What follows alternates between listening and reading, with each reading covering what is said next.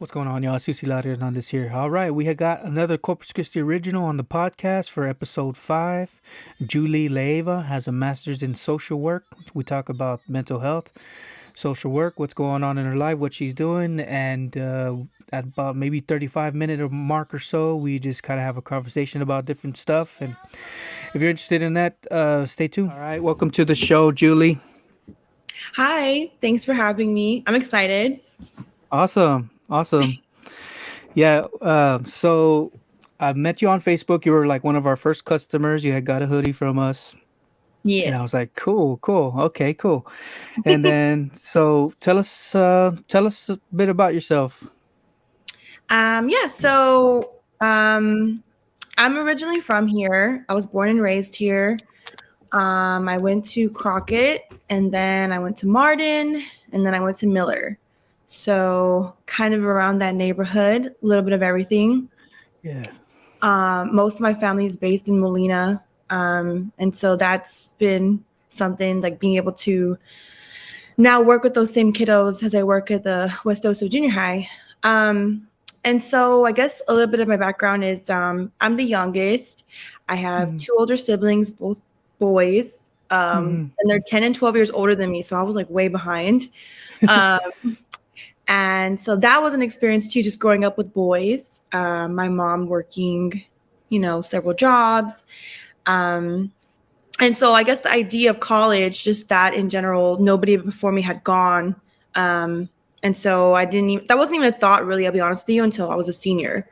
I was working at Luby's and I hated my life. And it was only a weekend job and I still was miserable. I think that was like the turning moment where I was like, okay, you have to do something different. So I applied to UTSA. It was the only college I applied to. I figured that was far enough away for me to experience a real college, but also close enough for my mom to come to me. And so I went there, and I originally went in as an English major. I thought I wanted to be an English teacher. I thought I had it all written out. And midway, maybe my sophomore year, I got involved in the Mexican American Studies Student Organization, which is the acronym is MASL. And it really just opened up my eyes on me as a person, as a female of color, as something that I always kind of knew, but never really identified with it. Having a father from Mexico, having a mom from here, being very much Mexican American, like majority of us are. Right. I don't think I was really in tune with myself. And it took me having to go to college and meeting the right people that were advocates for people like myself, first generation students, for me to really feel like, wow, this is like really life-changing. How do I get to do something like this too and advocate for the community? So that same year, I changed my major from English to Mexican American Studies, which is actually what I ended up getting my bachelor's in. Wow. So that was pretty interesting because I had never known anybody around me that had a degree in that. And I, of course, had those conversations like, oh, what am I going to do with that? Do I still want to go into education? San Antonio is a very big, they're very much on the rise of ethnic studies and Latinx studies. So they have a lot of teachers that have their bachelors in that. And I knew that wasn't probably going to be something that I could find as easily here back home. And I went back and forth as far as like, do I want to go back home? Do I not want to go back home? And, I had a lot of friends there, but the truth is like, I've always been connected here. My whole family is rooted here. And I just thought it was what was best for me at the time. And so I ended up getting basically a tutoring job here at West Oso pretty much right away. And it originally was supposed to be just strictly for the English department. And I was supposed to just help those kids that hadn't passed the STAR test.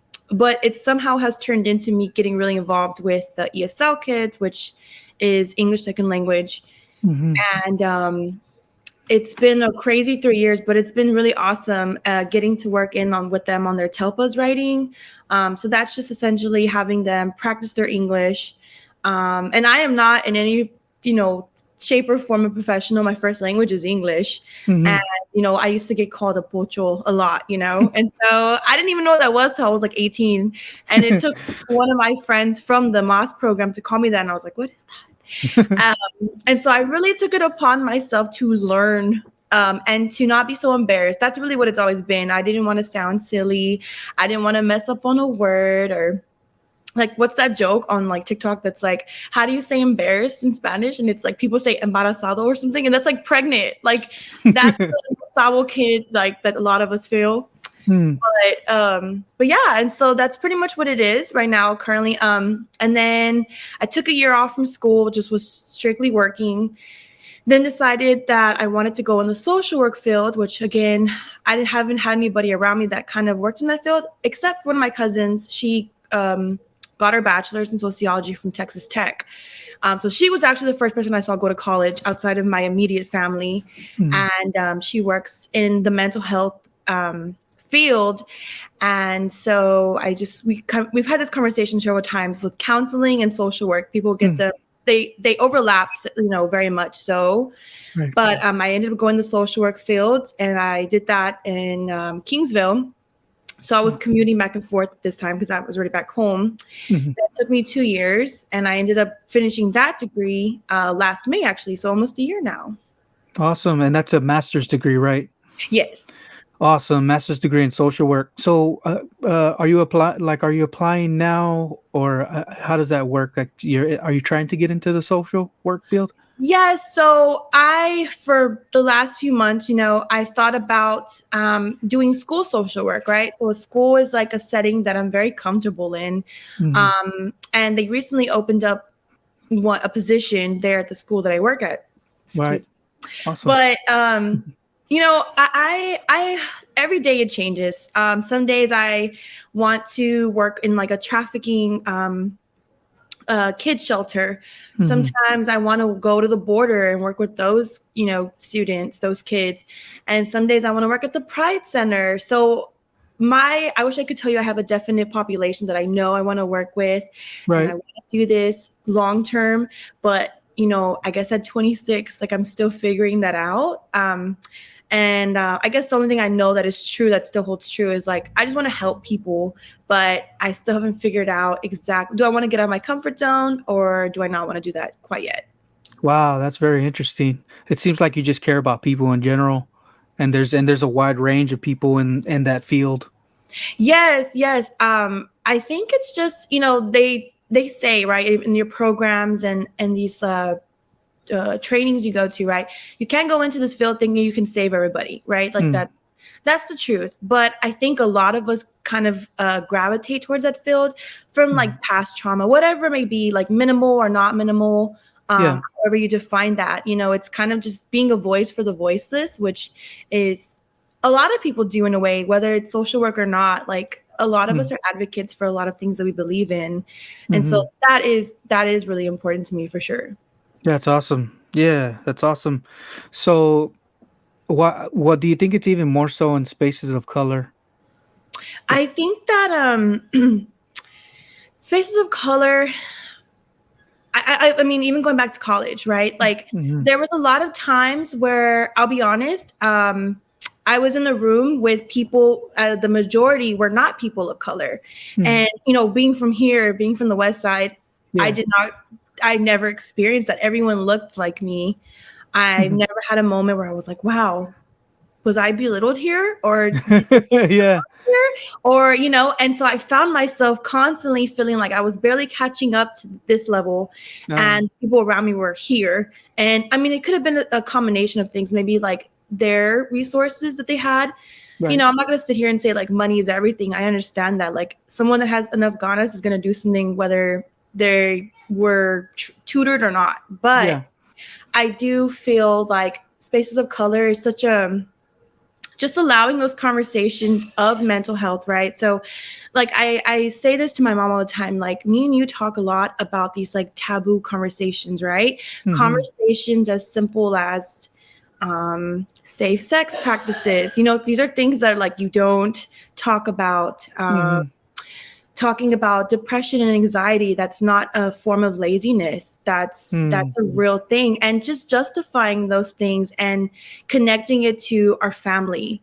And so I really hope that really close to me, because I had a brother who was in prison, and even to this day, he did 10 years. Wow. And even to this day, like we're super close, but there's a lot of things we've never discussed. And it's more so from his end, and I respect that enough. But I guess I feel like if someone would have just allowed him the space to talk, even just talk, would things have been different? Wow. You know? And so, of course, I build all these things off of my own experiences, which you're not supposed to do.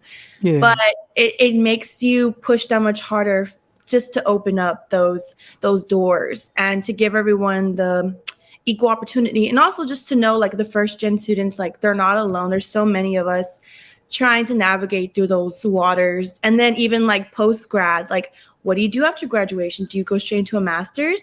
Do you go straight into a doctorate? You know, that's how I identify myself too, like just a student. So now that I'm not a student, Yeah. what does Julie like to do? Like, what am I good at? Yeah, for sure. Yeah. Yeah, totally. It's like you're in that little bubble, like in the college. Because I've been to college and like I wanted to be in college forever. You know what I mean? Right. Yeah, I'm gonna get a doctor. But then bills started stacking up. I was like, Right. man, I need to make some money. You know. So and then to try to find it in an area that you like is, you know, it's even more challenging because sometimes like you may do a degree like in, I don't know, something, and there's no demand for it, you know, and it sucks because Right. it's very difficult to find a job in there. So how are you finding how are you finding that? Like, is it difficult? Oh, I'm still in the wave. Okay. I was just I was on the other end already. You know, I have these conversations with my cousins, my friends all the time. You Yeah. know, everyone sees the post grad pictures and the success that this paper contains, right? Which I am not minimizing at all. It was very hard for me to get a master's. Hmm. And so I don't minimize that hard work at all. Like, I acknowledge my drive, Right. but I also know, like, this post grad life, it's hard, you know. It's hard because maybe there's some times where I feel like, okay, well, you're still not in the field that you went to school for, Right. and how are you actually utilizing maybe your master's degree? You know, how are you actually making a difference? And I think about it all the time. Are you willing to leave home and go find something that is in demand, as far as like um an LCSW. So that's currently where I'm at right now. Yeah. So once you get your master's, there you have to get your license. It's kind of like a counselor. So your master's does hold weight. Don't get me wrong, but Hmm. you have to have a license in order to really get a job. And I have Right. not. I've attempted it and did not pass it. So I actually take it again May 10th. Hmm. But that's what brings you up another notch. And so that's another obstacle that I have Right. to kind of work through. And that defeat alone was like the worst. I came home and I was crying. Oh. Mom was like, "Are you okay?" I was like, "No," you know, and she thought I was joking because I play around a lot. And Uh-huh. I think I was more mad that she thought I was joking. Like, how dare you? But it's been hard, I'll be honest, just navigating. And then now just solely working. There is no school to fall back on. There is no financial aid to fall back on. All the Right. money that I have is the money that I make.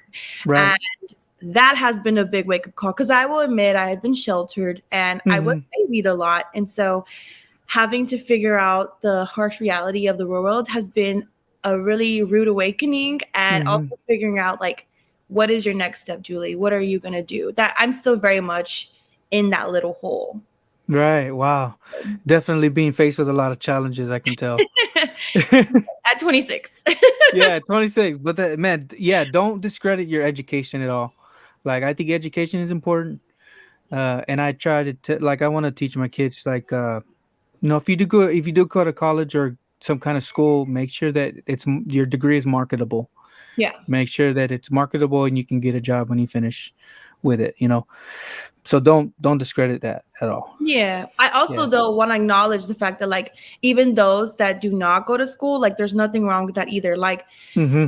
we cannot sit here and, like, make ourselves feel superior, right? Like, it's a Hmm. matter of using the privilege, because in a sense it is a privilege that I have now, being Hmm. able to use it and give back, you know, because I'm the product of working class. I'm the product Right. of people who didn't go to school, but they're hard workers, they're great people, you know. So I can't sit here and just sit on a throne either, right? Like, I Right. have to acknowledge that. But I also do acknowledge the fact that what I have now is a privilege, me being able to go to school. You know, this was Yes. not something that my great grandparents were able to do, Yes. and being able to pick up and decide when I want to go to school and what I want to do it in, or major in. So yeah.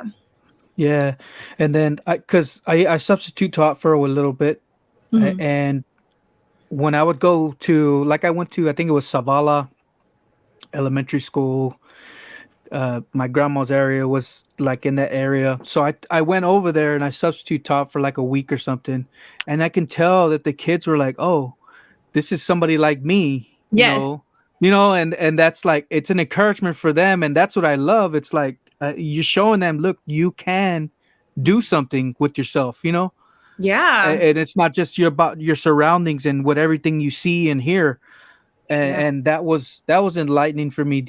How do you get that at all when at your Yes, I'm glad you actually pointed that out, because having representation in the classroom Mhm. is so important. I didn't realize that till I was in the classroom. Because like growing up, most of my teachers were female, but they were white. Mm. And there's nothing wrong with that, but I never saw myself in any of those Mhm. individuals. Yeah. And now, like my workplace, I have kids that are, I look very normal to them. And I'll Yes. be honest, I go to work sometimes like this in hoodies and hoops and Yeah. jeans and probably some Vans if I can get away with it. Sorry about that, Miss Evans. But and if not, it's like slacks and a nice shirt. But for the most part, everyone else looks like me. Tattoos, that's another thing too, Yeah. that makes you normal to them. Yes. We're talking about a community that most of these teachers that work there went there. Mhm. I myself did not go there, but my family did, right? I went to Miller. Right. But yes, that is so important. I'm really glad you pointed that out. Just having those relationships, because that opens up the door for them to be able to confide in you. And if Yes. something like social work is really what I want to do, having the kids trust initially based off of how I'm approaching them and how I Mhm. normalize mental health, I think that I will be able to get somewhere with that. So Yeah, yeah, for sure. that plays a part. Yeah, like if you don't get a job in that, you can definitely use it where you're at. Like Yeah. you can tell them, look, this is, this, you don't have this, or this is depression, this is anxiety, this is this, this, here's how to help get through that. You know what I mean? That's pretty cool. I remember one time I was teaching, and there was a kid, like he was real down, like downtrodden, like you can tell he was just down. Like he would go home and have a rough, and then he would have a rough at school, and he was just really acting out, not acting out, but you can tell he's real downtrodden. And I was teaching him about writing, right? I was like, look, dude, I said, no matter if you're low or if you're high, no matter where you're at, bro, you're always going to have to learn how to write something, Mhm. whether it's on the job or whatever. So you may not agree with your teacher or whatever, but look, you need to know how to write, and like, and when I told him that, and I think he was kind of looking at me because I'm like him, like I'm Hispanic, I have an accent like him and stuff, and he just started, okay, you know what I mean? He started Mhm. putting effort into. I was like, yes, that's what we need. Yeah. Yeah, that's awesome. Let's see, mental health. Oh, so did you discover some things about yourself, your mental health, as you were learning about it? Yeah, of course. There was like a lot of projects we had to do within the program. And of course, our final project was like this major thesis. And I actually used one of my really good friends as my Jane Doe. Wow. And she's one of my best friends. I have two best friends. We've been friends since we were in third grade. Mm-hmm. And they're practically my sisters. Like I said, I don't have any sisters, but that's the closest thing I could think of when it comes to that.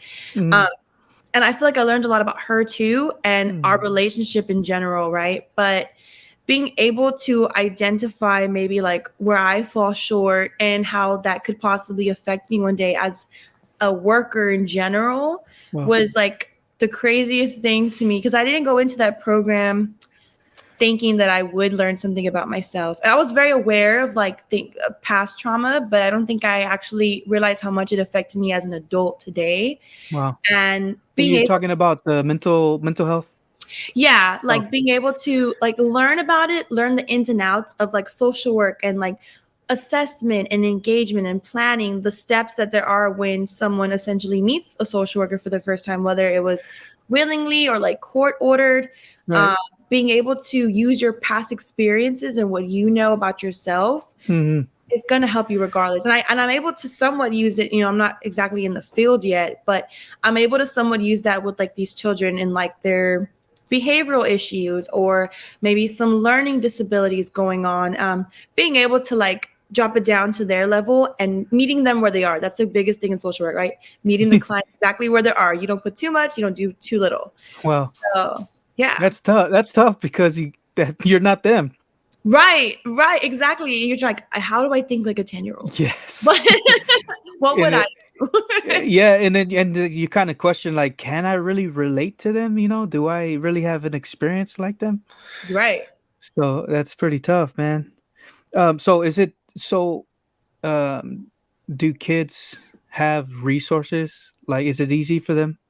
Yeah, I mean, like I can't speak for everybody, but as far as like from my experiences being back home and having the exposure to resources myself, Right. I actually interned my first year in the grad program at the Colson Wellness Foundation, which I'm not sure if you're familiar with. No. It's off of Holly. It used to be the Colson AIDS Foundation. It's a very good resource. Mhm. It's not maybe what you think when you hear it right away. Right. They've expanded it from it just initially being a clinic that serviced clients with AIDS. It Mhm. turned into a behavioral program. They have a food pantry, a clothes pantry. They provide all kinds of resources, like mental wise, but also like physically wise. Okay.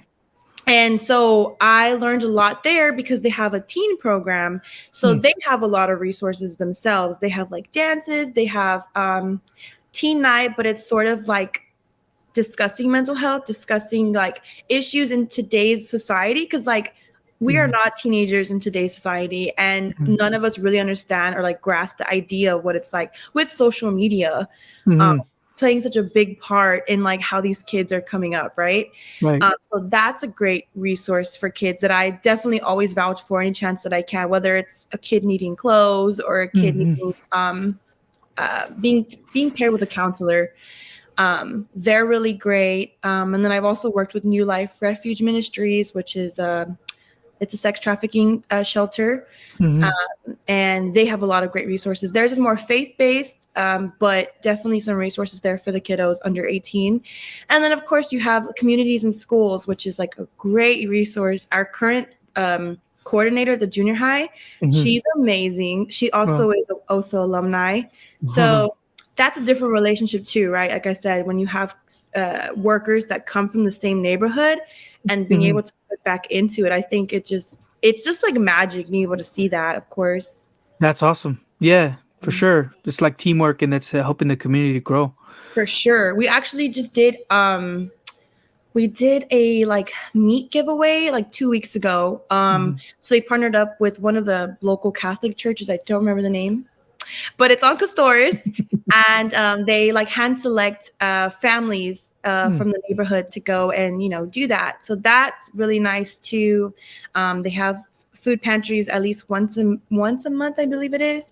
Yeah. And so yeah, just being able to coordinate those, especially to our bilingual, our monolingual speakers, that is the biggest push. Like that is the biggest push for me on my end, because I have such a relationship with these kiddos that I work with on a daily basis. I have kids from Honduras, from Mexico, from El Wow. Salvador. And so being able to push those very much same resources to them Mhm. and getting their parents more engaged, because we Yeah. often find that they're a little more skeptical, I guess, of Right. certain resources that schools do hold. But being able to create those relationships through the kids in general has been pretty awesome to see. That's awesome. Mm-hmm. Yeah, that's very awesome. You're pushing them. That's so awesome. Um, I'm sorry. I'm looking at my notes here. It's okay. So man, that's so awesome. You're helping people that they don't speak English. It's like you're giving them hope. That's pretty cool. And Yeah. go ahead. Sorry. No. I being able to work with those kids, it's like it's been a humbling experience for me, right? Like Hmm. I grew up very much like low income as well, but I don't think I ever really had thought of it as being like it was a tough situation. It was very normal to me. But putting in a language barrier, you know, you're throwing in a kid that is not from here, and being able to just let them know, like, hey, someone's here for you and you're going to be okay if you need help with anything, whether it's academic or not academic. It's just been a really humbling experience for me personally, right? Having a father from Mexico who went up to the 3rd grade. Wow. And not being able to, you know, maybe pursue that due to whatever reason, right? Because we have a lot of kids that are working, and that's a different experience, having to explain that, you know, because it just goes into like the legality part of it. But it's just been really nice. I love what I do. I know that eventually I'm going to have to branch off and go into the social work field and have that title. But for now, I'm definitely enjoying like what I do. And I know that eventually one day I see myself like licensed and all working with that same population. Cool. Do you see yourself like maybe having your own practice, or just being in, you know what I mean? Yeah. I see myself owning one. I definitely think right now I'm so skeptical of, and I tend to like not think that I'm capable of, but I think it's a combination of things, like my imposter syndrome, right? Like I'm like, no, you can't do that. You're crazy, girl. Or the other side of me is like, who do you think you are? But then the other side is like, no, you can do this. You have the personality for it. You have the paper to show for it. What are you doing self-doubting? But yeah, I can definitely see that happening in the next 20, 30 years. Wow, that's awesome. Not soon. Yeah, not so. You just get started. Yeah, that's Yeah, cool. like one thing at a time. One thing at a time. Yeah. That's cool. Yeah. So there's a difference between mental health and social work, or what do you? We spoke earlier. I remember. What were you saying? Yeah, they're essentially within the same, right? Social work is just a title for a role. So their social workers are really meant to help all around those that are considered vulnerable populations. And that can mean something as simple as, well, not simple, but something as housing, the safety, the food, the clothing, the resources, Right. shelter, anything like that. It's aiding and assisting and accommodating those that are considered vulnerable populations. Veterans are a very vulnerable population. Older individuals, right? So there's geriatric social workers. Right. There's hospice social workers, which I salute those because that is a job. And then there's I can't think. There's just so many school social workers. There's like nonprofit social workers. You can go so many different directions with that, but nonetheless, you're still making life a little easier as possible, right? Wow. For those. Awesome. That sounds cool. I think. Is there anything else you want to share? I think that's pretty much everything that we covered that I had on On your my notes here. No, Please, that was it. I earlier you mentioned like go how ahead. we found each other, I think. I actually came across your page on TikTok, which was so crazy. Okay. Yeah, I don't know. Like I was just scrolling one day, and that's because I was one of those people who was like, I'm not gonna download TikTok. No, Right. man. Right. And here I am every day making TikToks myself. Yeah. But I came across your page and I was like, hey, because I love hoodies. Like my mom always says I have so many jackets. I do. Like I am a hoodie girl. Uh-huh. Even if it's like 100 degrees. I'm like, hoodie, ponle un hoodie. And I came Cool. across your page and I was like, hey, it's a Scorpio. Like, Yeah. so that's actually, I think, how I messaged you. And you were so awesome that, like, I think I messaged you the Yeah. first time that I decided that I was going to get one. Yeah. It was right before work. Yeah. And so I go in at 8, and I think I texted you at like 7:30, and I had to go to Stripe to go get cash. Yeah. And I literally changed in the car of the school, like, put on the jacket or the sweater. I got the black one. Yeah. And I went to work, and I remember everyone was like making fun of me, right? Because I'm always in hoodies. Uh-huh. They're like, oh, you got a new one? I'm like, I just bought it this morning. That's And then funny. I think the last time I messaged you was to get the white one, but that one I was actually running late to work, so I could not stop. But you were so fast and responsive. Like, shout out to you for like last minute calls. I appreciate it. I was luckily I'm up early. I usually up early. My son is 2, and he's pretty much a natural alarm clock for me and my wife.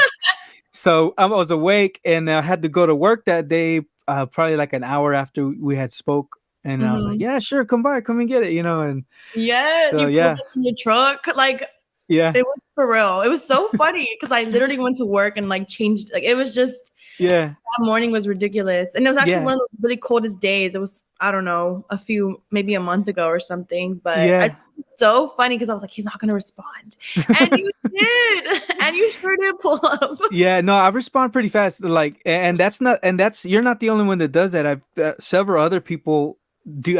We've met somewhere kind of here, by the place where we met at, and Yeah, so a lot of people think, oh, you just ship. I'm like, no, if you can catch me when I'm off, yeah, come get it. yeah. Come pick it up. You So can catch me in the street, yeah, I will deliver. yeah, I put it on my backpack. Here you go. There's one right here. You're like, "Hey, you know what? You can have this one I have on, Yeah, actually." here. Yeah.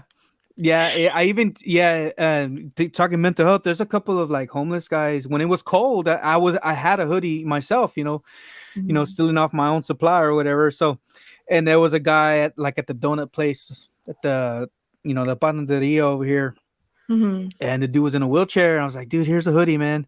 He's a Corpus Christi original. You know what I mean? Yeah, that was Dude from nice of Corpus. you. And the guy looked at me like, I was like, yeah, bro, it's freaking cold. It's gonna get Is it cold tonight. free? Huh? Yeah, yeah. Because I don't know, because people with mental health are homeless, right? A lot of them are, Yeah, for and they sure. kind of stay homeless, and it's just I don't. Sometimes they're treated bad, and sometimes I just like to be a light sometimes to them. I may not have nothing to give, but maybe just have a conversation with them, For uh, sure. just Even, for like, a moment. those that are, like, on the corner sometimes, Hmm. um, being able to, like, roll down your window and just acknowledge that Yeah. they're there, like, that goes a long way. I'm not gonna say I hate, but I think it's Hmm. just really rude for those that, like, kind of just, Yeah. Just um kind of avoid trying to scoot up. Yeah. to you only because they're still human and we need to acknowledge that, like, Yeah. they're very much still human. And I'm glad you brought up the homeless population because Corpus has a very big one. That was one of our studies in the program, Wow. addressing why Corpus has such high homeless rates the way we Yeah. do. And we actually went around, like, the courthouse. We spoke to a few businesses, those bail bond place. Yeah.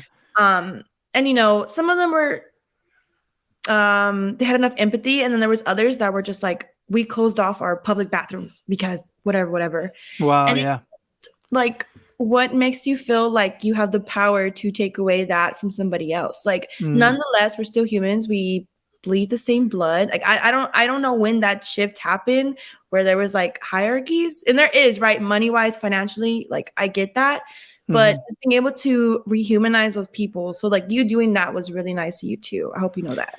Yeah, and it's like we can only do it like like we're one person, right? But there's a lot of us. Yeah.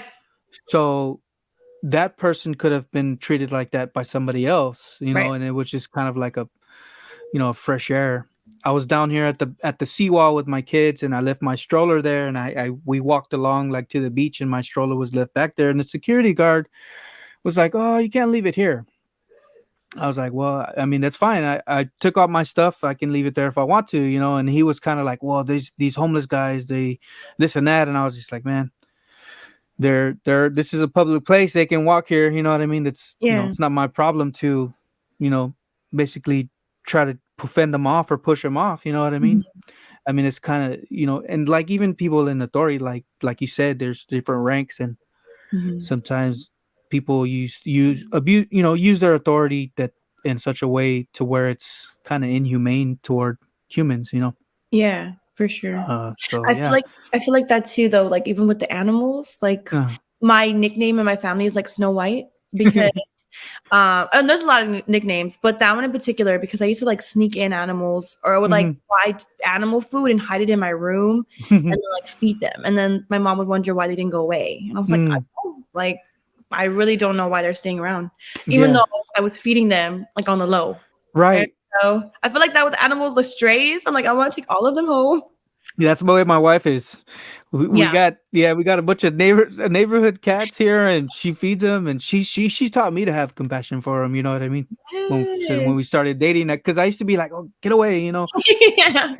but they're not humans, they're animals, but it's just like they need the one we have in common, we eat like they do, you know what I mean? They're hungry, and They're yeah, definitely. voiceless. You have Yeah. to be able to do that. And Yes. I don't know. That one's really like that one pulls a certain like little that tugs me certainly because Yeah. animals are just so helpless and they really Hmm. are depending on pretty much humans to take care of them. Right. Maybe not all around, but being able to provide certain things that they can't for themselves. And just to see so many, because that's also a big issue here in Corpus. We have so many stray animals Yeah, there's a lot. and getting their animals fixed. And it's, they offer free services to that too. It's just a matter of people doing it and Yeah. or taking the little mobile trailer to them, which I have seen them do too. I'm not really too involved with that part, Yeah. but just things like that. Yeah, we just had 3 cats fixed, and we took them to, I don't remember where it was, but it was cheap. It was like Was it Pack? yeah. Okay. Yeah, that was it. Yeah, Yeah. we took, and because we were gonna take it to a vet, and they're like, "Oh, $300." I'm like, "Nah, that's too much." They stay outside anyway. We're just trying to suppress the growth of all the cats out here. Yeah. So yeah, for sure. Even if we don't feed them, they'll still find like birds, but it's just kind of like weird to just kind of push them off. Like if they come up to you, like just push them off. Yeah. They're just animals. Like you said. Yeah. I feel like that with possums too. People Yeah. hate possums and they're not gonna hurt you, Right. They're actually more scared of you than you are of them. But like their automatic thought is like get a shovel. Like My wife, we picked up a little baby one. She was like, "Pick him up." oh So I picked him up, we put him in a box, and she's like, "Well, let's take him somewhere." We took him to some vet or something. I don't know. It was a while okay. back. She Oh just wanted to help him, to yeah. help the animal. I was like, man, that's really compassionate for an animal. So it's pretty cool that people care about him like that. Mm-hmm. Yeah, yeah. Animals. What else? Yeah, that's pretty cool. I'm trying to think of something else to say. It's just like a conversation that's what Yeah. I'm doing with this podcast. Just having a conversation with people in the city. I was trying, sometime in the future, I want to try to get maybe like a homeless person on, just to have them talk. You know what I mean? Just to not Yes. to make fun of them, but just to trying to just talk to them. Yeah. You know Have what a I mean? And show people, look, this guy lives in your city too. You know what I mean? mm-hmm. And I just think that I liked that we can help our city. You know what I mean? It's not like we're helpless to Yeah. not help out. Yeah. Whether you have a degree or not. I Right. mean, it's all good. Being I, able to I, like give back in whatever way that looks like for everybody, yeah. right? Being able to do that. I think that's good. Your platform is able to like bring exposure to normal people that live here, whether they're from here or they're not. Yes. Just being able to be like, hey, I'm from here and this is kind of what I do, or maybe this is what I want to do. Yeah. And because I always say like Corpus is growing. Like when I came back in 2019, there was the first thing I noticed like the restaurants, right? Yeah. Last week I was at the Loca for Local like vendor show, Okay. and like the condos and the townhomes that are down there. Like sometimes I feel like I'm not even in Corpus. Like it just feels so foreign to me, right? Because I know inner city Corpus, but like that Yeah. part of Corpus is crazy, and I'm over there trying to move that way. My mom's like, "That's Loca." Like, okay, right? But it's just like it almost feels like I'm not even here anymore. It's just so crazy to me, like how Corpus is expanding. But no, going back to what you were saying, like just Yeah. being able to put back in any way you can and whatever that means, whether that's having a conversation with somebody or Yeah. just I know your last podcast was with Casa Creations. Yeah. So yeah, I heard that one. Yeah. And I was like, dude, she's badass, And I was thinking to myself, like, I don't have any kind of business. Like Yeah, man, she's awesome, man. When she was real excited and she was nervous, I was like, just and she did it. She was just herself and sharing herself. I mean, it's cool that people can see, hey, she's on a podcast. She's kind of around me. yeah. And I think it's encouraging. There's a lot of businesses especially on Instagram, like a lot of creators. I'm like, man, I didn't even know this was here. Mm-hmm. Cool, you know. Yeah. Have you heard of So Bonita? Yes, Okay. So Yeah. Bonita, and then I think her husband, the taco gear. Yes. Yeah, I was like, Okay. Yeah. yeah. I just, kind of learned about her this year, I'll be honest, but Hmm. it's because a good friend of mine who lives in San Antonio, she owns Very That. Yes. And she's a good friend of hers, and she had been posting her in her story. And I was like, is this in Corpus? Common Center. And I was like, oh Lord. So I had Yeah. to go, of course. But Yeah. just being and she's someone that also looks like us, and being able to just kind of build a Yes. business up from the ground up, I just think that's badass. Like I haven't done that, but just being able to see people that look like me do so and do Yeah. so like successfully, I think it's pretty cool. Yes, and all we got to do is go on YouTube or go find some articles Yeah. to figure this stuff out. Mm-hmm. You know, that's where I got all, everything that I'm doing for the brand, this thing that I'm doing. Yeah. Got it all online. I tried one before. I tried like one before, and it just didn't work. I was like, man, how do I get a brand? How do I get one and make it successful? And Mm-hmm. this one it's starting to gain traction, and I'm starting to understand that it's not it's for the people that it's made for. Yeah.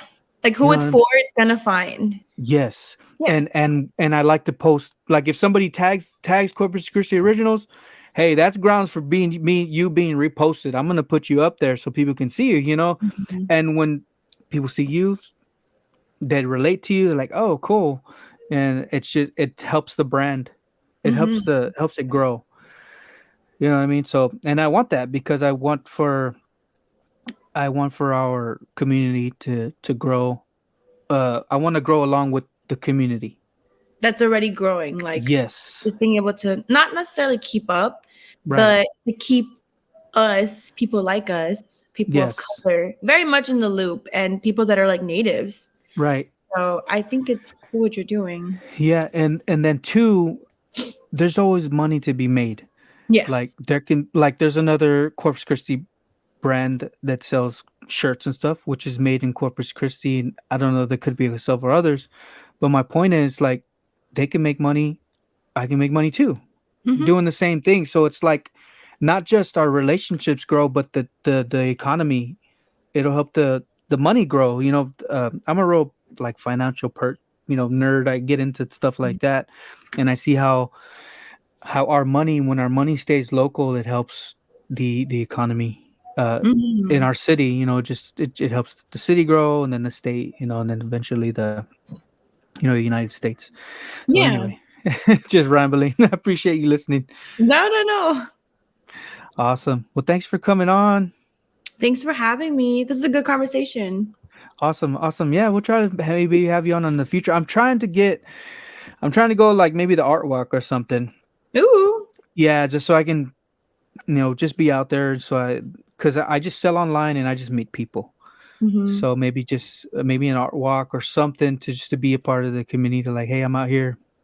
I really thought you were gonna be. I assumed, I guess, at the Loca for Local, because I was like, oh, that you're the first person I thought of.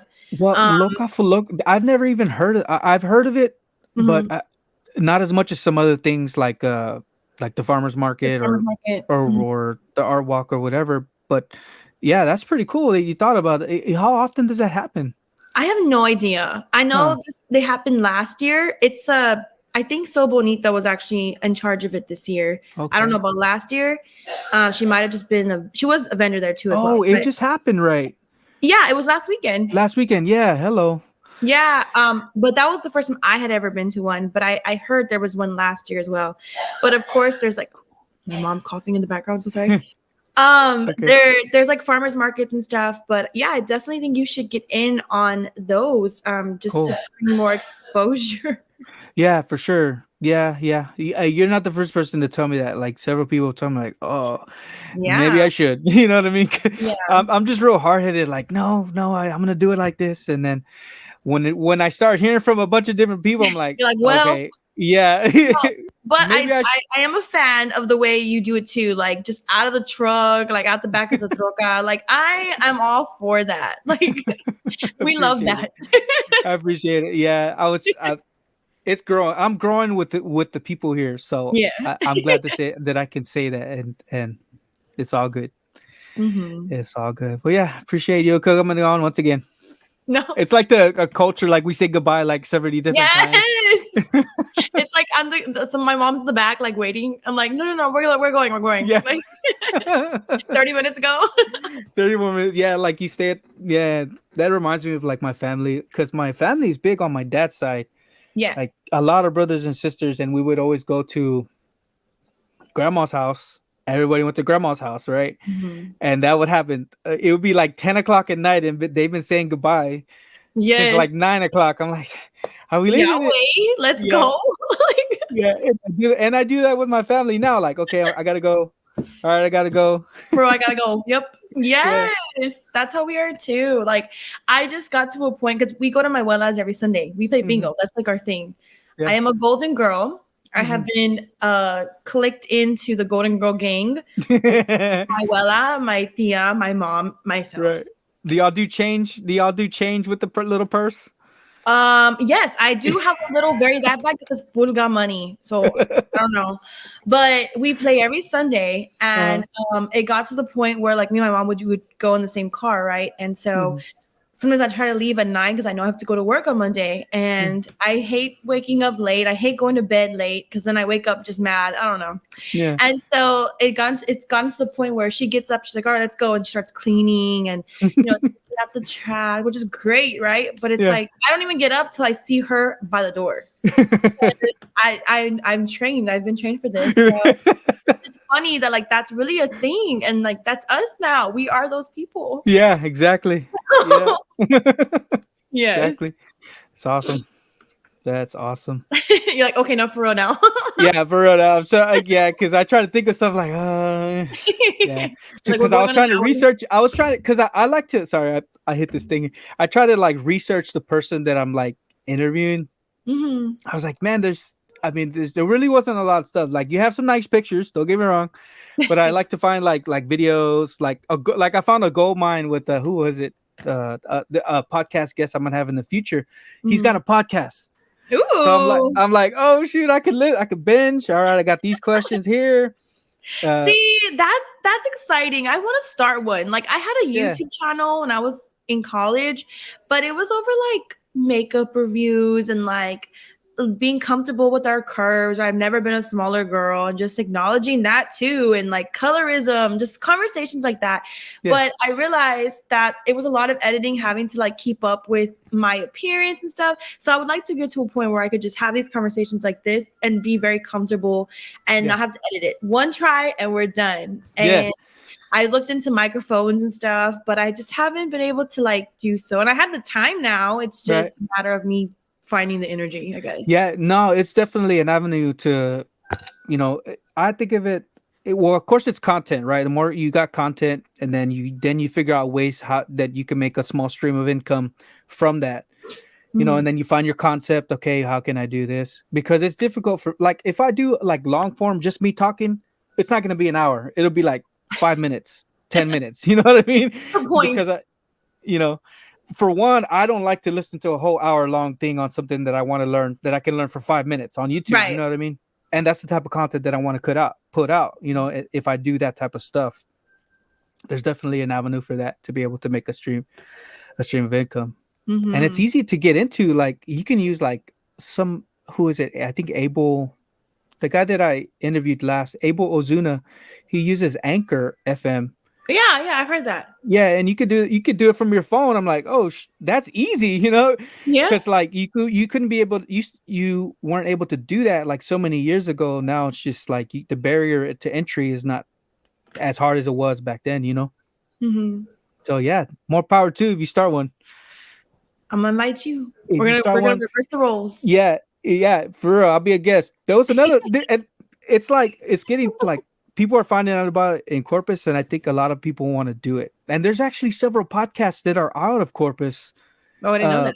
Yeah, I went to the Coastal Bend magazine where they're voting for the best of 2020 or whatever, they have a podcast list. You can select your favorite. Yeah. So there's Okay. like maybe 10 podcasters talking about different stuff. In fact, there's a guy who does Only Wolves. I think it's Only Wolves. Eric. Eric, yes. Yeah. I work out at his gym at the arena. Oh, nice. Yeah. Yeah, he was mentioning that he was going to start one, and that if I would be a guest, I was like, heck yeah, be a guest. That's so cool. yeah, so if you start one, let me know. I'll be a guest. Yes. Cool. I appreciate it. Yes. Thanks for having me. Likewise. We'll talk to you soon. I'll put an outro video and then an intro video. I'll edit it after this, so Okay. don't worry about that. Thanks. You have a good day. You too. Bye. Bye. All right, y'all. That was Julie Leyva, our 5th podcast guest on the podcast. And stay tuned for some more. Talk to y'all soon. Bye.